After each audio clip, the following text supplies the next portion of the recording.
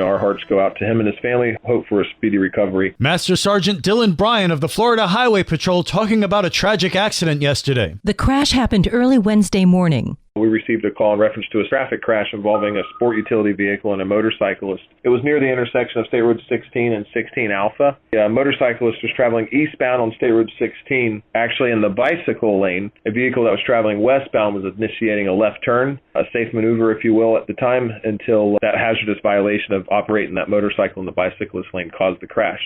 And as that vehicle made that left turn, that's when the motorcyclist struck the passenger side of that vehicle as it was initiating that left turn. The 37-year-old from Middleborough suffered serious injuries. Obviously, the motorcyclist was ejected from the vehicle, transported to Orange Park Medical Center with critical injuries.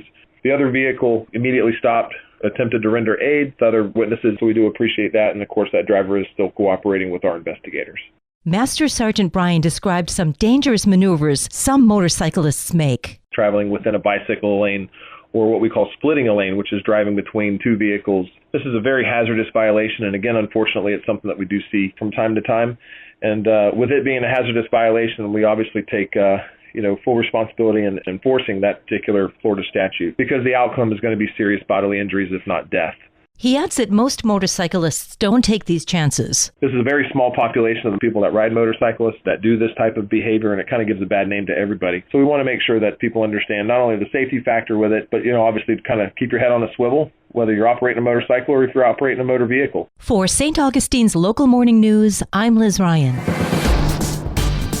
This local news is a service of your hometown Toyota dealer, Beaver Toyota, US 1 St. Augustine, here to wow you.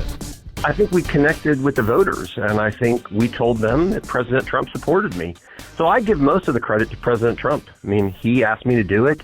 What the people here in District 6 want is they want someone who will fight to protect Social Security, who will fight to protect Medicaid and Medicare, and who will fight to protect veterans' benefits. The special election to replace Mike Waltz in Congress is coming up, and new polling suggests the race could be close. stpetepolls.org releasing a survey done this week of 403 likely District 6 special election voters that gave Republican Randy Fine a 48 to 44% advantage in the race, and within the survey's 4.9% margin of error. Wheels' campaign has raised more than $10 million.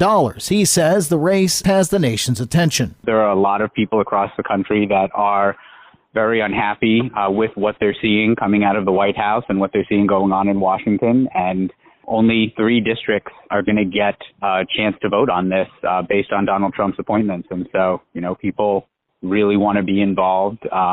It's been a truly national campaign.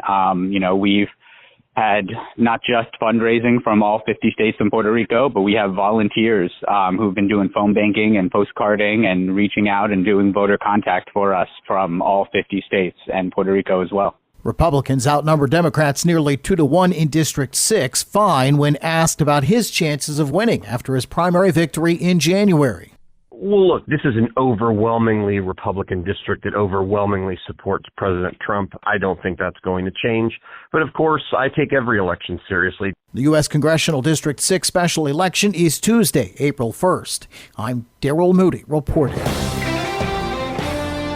Advent Health is stepping into St. Johns County for the first time. Advent Health is bringing life-saving emergency care closer to home for St. Johns County residents with the groundbreaking of Advent Health, State Road 207 and Wildwood Drive. Denise Bells-Chubb, Advent Health President and CEO of the Palm Coast Flagler and St. Johns Market. It will have all the things that a regular emergency room in a hospital has, all right here, co-located on this site, so that we can continue to take care of patients in this community. Designed to provide immediate expert medical care 24/7, the facility will provide the latest in medical technology, improving patient outcomes and reducing wait times. What we're trying to do is make sure that we are closest to our consumer and making sure that we have these smaller, off-site EDs that can provide that emergent care that patients need in their community is so convenient for everybody. You don't have to travel very far to go and get that care. You can get what you need taken care of. If there's additional services that they need to provide to you or hook you up with another physician for a follow-up visit, they can do it all right there. The projected opening date is by the end of 2026. For St. Augustine's Local Morning News, I'm Karen Johnson.